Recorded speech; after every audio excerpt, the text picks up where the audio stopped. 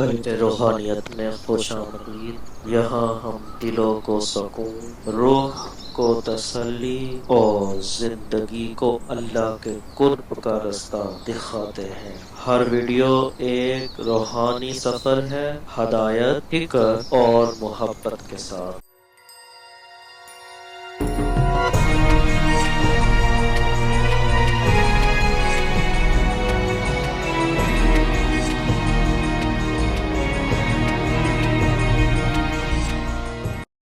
میرے اور آپ کے آقا و مولا نے ایک مقام پہ قسم فرما کے 3 چیزیں بیان فرمائی۔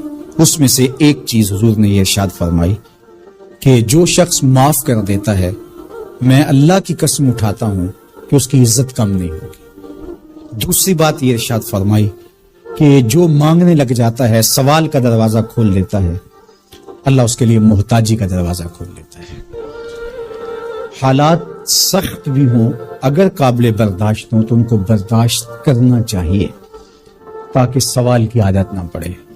انسان مخمصے کی حالت میں ہو، مجبور ہو جائے تو وہ ایک الگ بات ہے، مخمصے کی حالت میں سوال جائز ہو جاتا ہے، لیکن اگر حالت مخمصے کی نہ ہو تو پھر سوال نہیں کرنا۔ تھوڑی سی مشکل آئی اور اناج بٹتے ہوئے دیکھا تو خود بھی سوالی بن کے جا کے کھڑے ہو گئے، جبکہ ہمارے گھر کے اندر اتنا کچھ موجود تھا کہ ہم گزر کر سکتے تھے، لیکن مفت کا مال ہے لہٰذا کوئی حرج نہیں ہے، تو پھر آہستہ آہستہ انسان اس کا عادی بن جاتا ہے۔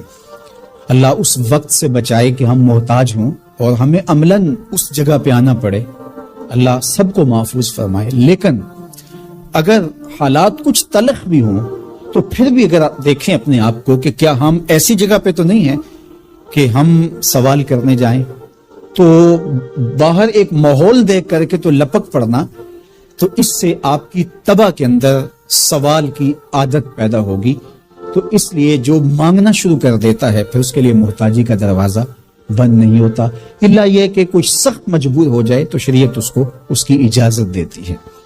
تیسری بات میرے اور آپ کے آقا و مولا نے جو قسم کر کے کہی، ما نقص مال عبد من صدقہ، کہ صدقے سے بندے کا مال کم نہیں ہوتا۔ آپ کا اکاؤنٹنٹ کہتا ہے کہ اگر اتنے پیسے اتنوں سے نکال دیے گئے تو باقی اتنے بچیں گے، کیلکولیٹر کا حساب بھی یہی ہے، لیکن میرے محبوب فرماتے ہیں کہ میں ضمانت دیتا ہوں کہ صدقے سے مال کم نہیں ہوتا، تو اس لیے تم راہ خدا میں خرچ کرو گے تو میرا رب کہہ رہا ہے خیر لانفسکم، یہ تمہارے لیے بہتر ہے۔ تمہیں لگتا ہے کہ اتنے کم ہو جائیں گے، لیکن ایسا نہیں ہے، تمہارا مال صدقے سے گھٹتا نہیں ہے، صدقے سے تمہارا مال بڑھتا ہے، اور اللہ تعالیٰ جل شانہ 1 کا 10 گنا عطا کرتا ہے، 70 گنا عطا کرتا ہے، 700 گنا عطا کرتا ہے، فرمایا اللہ چاہے تو اس سے بھی زیادہ عطا کرتے۔ اور پھر فرمایا ان تقرضوا اللہ قرضا حسنا یضاعفہ لکم، اگر تم اللہ کی راہ میں قرض حسنہ دو تو وہ دگنا کر کے دے گا۔ اچھا، یہ کیسا اللہ کا انداز بیاں ہے کہ خود مال دے کے خود کہہ رہا ہے مجھے قرضہ دو، اور پھر خود کہتا ہے میں دگنا دوں گا۔ دیا ہوا کس نے ہے؟ اسی نے، اور کہتا ہے کہ جو میں نے تمہیں دیا ہے اس سے مجھے دو، اور میں پھر اس کو اپنے دیے ہوئے مال سے دیے گئے مال کو دگنا کر کے تمہیں لوٹاؤں گا۔ اللہ اکبر۔ اور پھر فرمایا وَيَغْفِرْ لَكُمْ، اور تمہیں بخش بھی دوں گا۔ وَاللَّهُ شَكُورٌ حَلِيمٌ، وہ شکر گزار بھی ہے اور حلم والا بھی ہے۔ اللہ اکبر، وہ بردبار بھی ہے، وہ تمہارا شکر گزار بھی ہوگا، تمہیں دگنا کر کے بھی دے گا، تمہاری مغفرت بھی کر دے گا، اور تمہارے مال میں کمی بھی نہیں آنے دے گا، اور یہ بہتر بھی تمہارے لیے ہوگا۔ یہ تمہاری آزمائش تھی، تمہارا مال تمہیں دے کر تم سے مانگا، اور جس کے لیے مانگا اس کو اللہ ڈائریکٹ بھی تو دے سکتا تھا، لیکن کہا کہ اس کی آزمائش ہے کہ اس کو غربت کی بھٹی میں ڈالا گیا۔ تمہاری آزمائش یہ ہے، تمہیں فراوانی دی گئی۔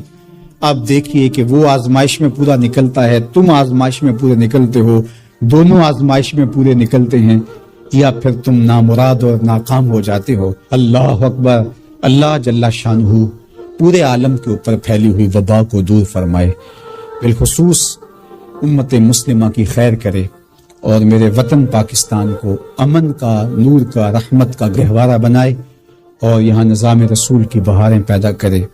اللہ ہمیں معاشی بحرانوں سے نکال کے معیشت کا استحکام عطا کرے، اور ایک دوسرے کے لیے جذبہ احساس، جذبہ ہمدردی اور راہ خدا میں خرچ کرنے کا جذبہ فراواں ہمارا مقصود کرے۔ وَأَنفِقُوا خَيْرًا لِأَنفُسِكُمْ، اور خرچ کرو، یہ تمہارے لیے بہتر ہے، اپنی بہتری کے لیے، اپنی بھلائی کے لیے خرچ کرو۔ راہ خدا میں خرچ کرنے سے مال گھٹتا نہیں۔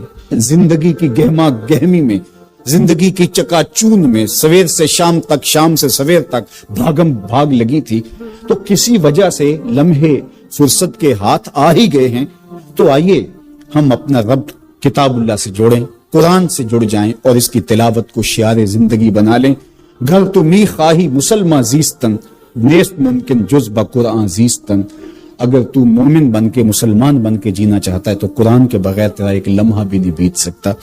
تو اس کتاب کے ساتھ ہمیں وابستہ ہونا چاہیے، روزانہ 1-2 پارے خود بھی پڑھنے چاہیے اور اپنے بچوں کو بھی اس کی ترغیب دینی چاہیے۔ روزانہ ہماری صبح کا آغاز تلاوت کلام مجید سے ہو تو زندگی کتنی خوشگوار، پر نور، تاباں اور منور ہوگی۔ تو اس موقع پر میں مشورہ دوں گا کہ کتاب اللہ کے ساتھ جڑ جائیں اور یہ کتاب دیکھنا کہ کیسے موتی اچھال کے تمہاری گود میں ڈالتی ہے اور اللہ کی قربت کا ذریعہ ہے، ہمیں زندگی گزارنے کا اسلوب دیتی ہے اور حیات آفرین کتاب ہے۔ تو اس کے ساتھ ہمیں جڑنا چاہیے اور اس موقع سے ہمیں بھرپور فائدہ حاصل کرنا چاہیے۔ ایک بات میں یہ بھی عرض کرنا چاہوں گا کہ اس موقع پر خاص طور پہ ہمیں تھوڑا سا اپنا محاسبہ کرنے کے لیے بھی وقت مل گیا ہے۔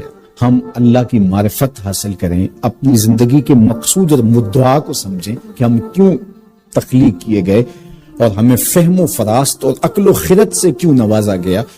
تو وہ مقصد اگر ہم نے نہیں پایا تو اس موقع پہ ہمیں اپنا محاسبہ کر کے غور کرنا ہوگا اور اپنی زندگی کی راہوں کو درست کرنا ہوگا۔ اللہ کے حضور رجوع کریں، سچی توبہ کریں۔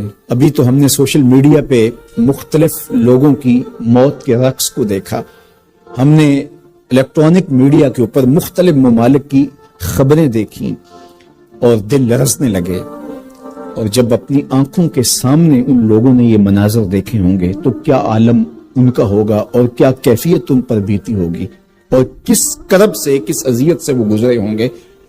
اور ہزاروں انسانوں میں سے کوئی ایک شخص آغوش موت میں اترا اور اس کی سسکیاں اور آخری لمحے اس کی تڑپ اور اس کی بے چینیاں اور اس کے خاندان کی محرومیاں اور ان کی آنکھوں سے برستے ہوئے آنسو دل لرزا دیتے ہیں۔ اور پھر آج کل تو نہ جنازے میں شامل ہو سکیں، نہ غسل اور نہ کفن نصیب ہو سکے، اور کس محرومی کا اس دنیا سے رخصت ہونا، تو انسان لرز کے رہ جاتا ہے۔ تو ذرا 2 لمحوں کے لیے تصور کر لیجئے کہ 7 ارب انسانوں کے اندر چند ہزار لوگ موت کی آغوش میں گئے، جبکہ اربوں انسان ہیں، تو چند ہزار لوگ آغوش موت میں اترے تو ہمارا وجود لرزنے لگا۔ تو وہ لمحہ کتنا دردناک ہوگا جب یہ زمین بھی لپیٹی جا رہی ہوگی، جب آسمان بھی لپیٹا جا رہا ہوگا اور ہر ذی روح اس دنیا سے رخصت ہو رہا ہوگا۔ بسم اللہ الرحمن الرحیم۔ هو الذي جعل لكم الأرض ذلولا فامشوا في مناكبها وكلوا من رزقه وإليه النشور۔ أأمنتم من في السماء أن يخسف بكم الأرض فإذا هي تمور أم أمنتم من في السماء أن يرسل عليكم حاصبا فستعلمون كيف نذير۔ وَلَقَدْ كَذَّبَ الَّذِينَ مِن قَبْلِهِمْ فَكَيْفَ كَانَ نَكِيرِ أَوَلَمْ يَرَوْا إِلَى الطَّيْرِ فَوْقَهُمْ صَافَّاتٍ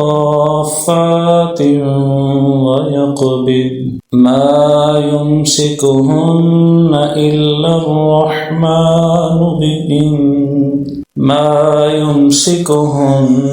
إِلَّا الرَّحْمَنُ إِنَّهُ بِكُلِّ شَيْءٍ بَصِيرٌ أَمَّنْ هَذَا الَّذِي هُوَ جُندٌ لَكُمْ يَنصُرُكُم مِّن دُونِ الرَّحْمَنِ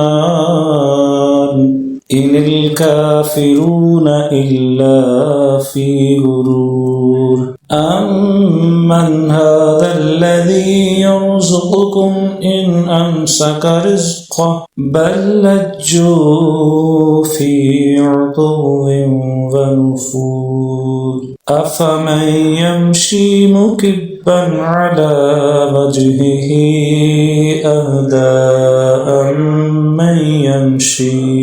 أَمَّن يَمْشِي سَوِيًّا عَلَى صِرَاطٍ مُّسْتَقِيمٍ قُلْ هُوَ الَّذِي أَنشَأَكُمْ وَجَعَلَ لَكُمُ السَّمْعَ وَالْأَبْصَارَ وَالْأَفْئِدَةَ قَلِيلًا مَّا تَشْكُرُونَ قُلْ هُوَ الَّذِي ذَرَأَكُمْ فِي الْأَرْضِ وَإِلَيْهِ تُحْشَرُونَ وَيَقُولُونَ مَتَىٰ هَٰذَا الْوَعْدُ إِن كُنتُمْ صَادِقِينَ قُلْ إِنَّمَا الْعِلْمُ عِندَ اللَّهِ وَإِنَّمَا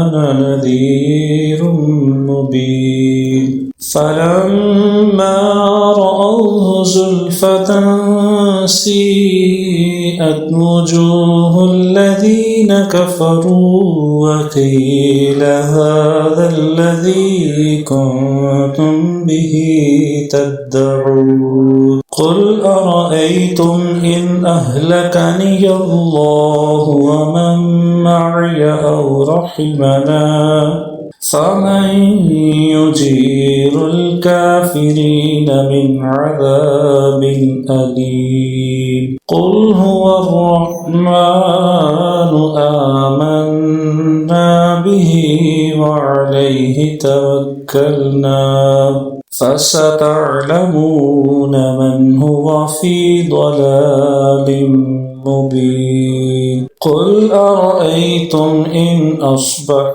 مَاؤُكُمْ غَوْرًا فَمَن يَأْتِيكُم بِمَاءٍ مَّعِينٍ صدق الله العظيم.